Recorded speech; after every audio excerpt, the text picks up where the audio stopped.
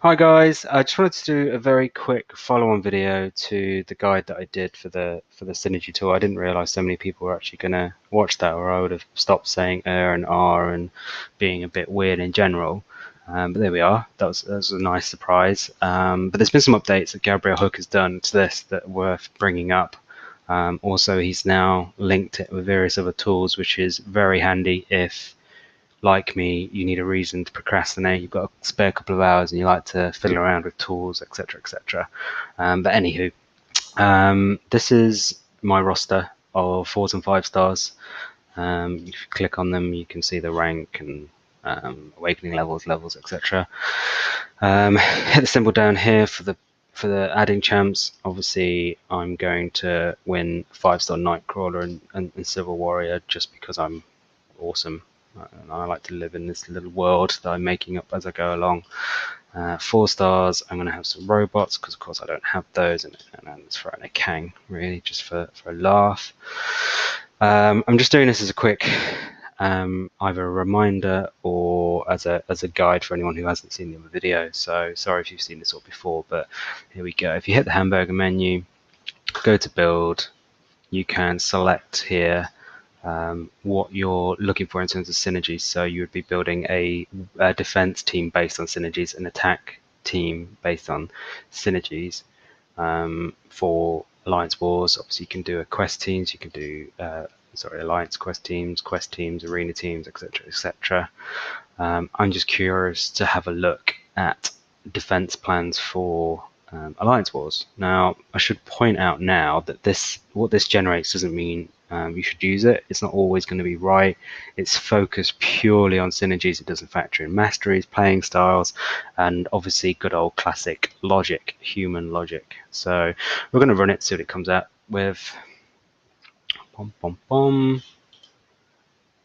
It's actually not far off what I would use personally. I wouldn't use Hawkeye because he's willpower excitable, and also I'd probably use him in either attack or most likely in AQ because everyone else will be busy.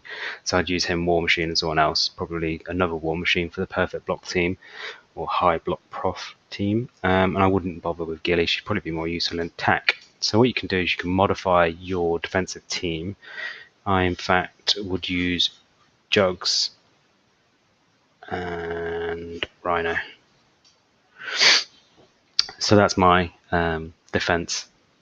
Chosen a team that are really annoying mostly, but also if you look, I have spent a fair amount of time looking at synergies to make them even more annoying. So yeah, high crit rate, high damage, perfect block, armor, and attack are all just nasty little additions. Venom's in there mostly for synergy. He's a bit of a pain to fight, but most people are used to him in AQ now. But he adds, if you click on, actually, if I come out of modify first and then click on him, it'll tell you what he contributes. So he adds 25% crit damage and 6% attack just by being there. So that in itself is a compelling case. But he is still a bit annoying, especially if you stick him on Unblockable Special 2 or a high health node, or even a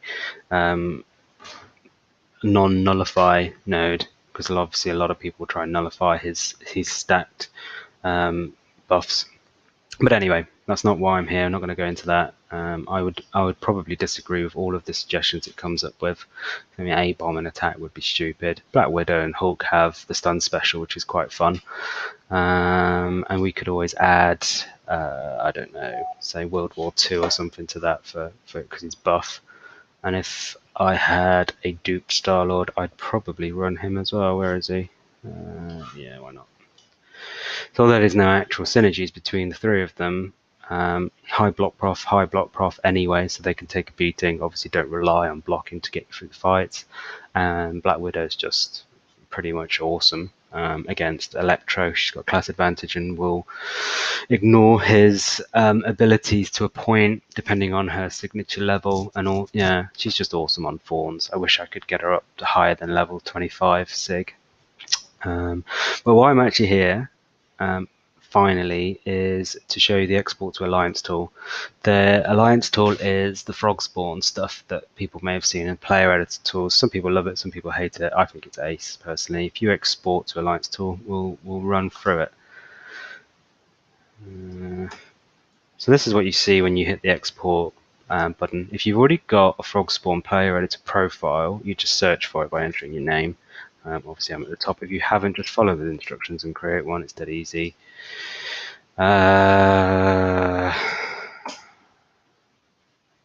So all that faffing about I've done just now with the Synergy tool is now transported into this, which is quite handy.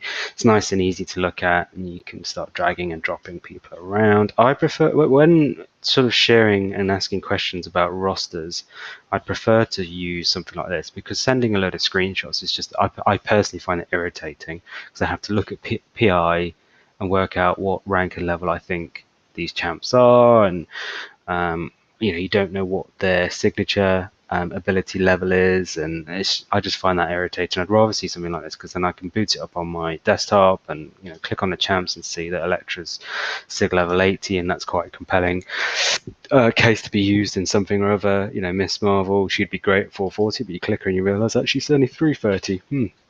Bit of a project there.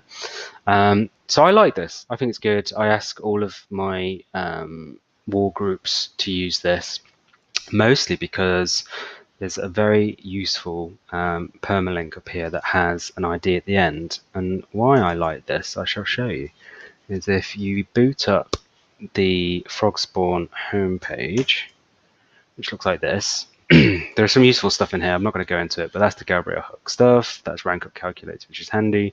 Champion info is great. Player editor is what we're just looking at. I never use the AQ editor really. We're at a level where that's not necessary. Maybe some of the newer alliances or ones that just has a load of new players might want to look at that just for path assignments if you do it, but I don't bother. I like the Alliance Wars editor tool. If you click on that, it will bring up a map, select the relevant one, hit the hamburger menu, create new project, and give it a password. Wait for it to load, give it a title to SS Defense, version 1. Oops. So it immediately looked like a lot of work, but it's really not, because if you've got 10 players and they've already done their player editor, all you do is you hit this tool here. You can manually add them if you want. I can't be bothered with that. That's a lot of work, and no one will appreciate it other than yourself. You hit this button here, it'll ask you for the URL or ID. I always use ID because that seems more reliable. Hit OK, and it'll import your defenders. Job done. Hit OK. Click on the places you want to shove them really. If you hover on the numbers, it'll tell you what the nodes do. So I've shoved jugs on kinetic reactor because it's awesome. I stick Spidey more often than not on the armor break boost just because it's insane and it makes him harder to beat with the armor boost. It usually kills probably all 3 attackers champs. It's just unexpected node for him really, and it always causes trouble. He's also great on stun immunity. That one, 48, completely bonkers. That's probably the best node for Spidey in my opinion, if not just putting him on as boss because no one wants to fight him. I often stick Electro on 27.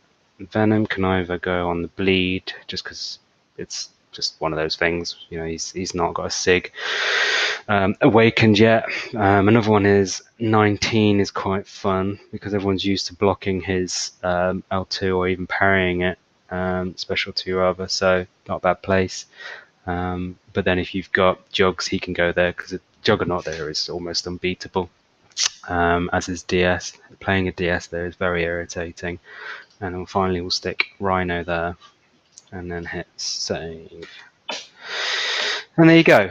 Once you've got your defensive plan laid out, it looks awesome.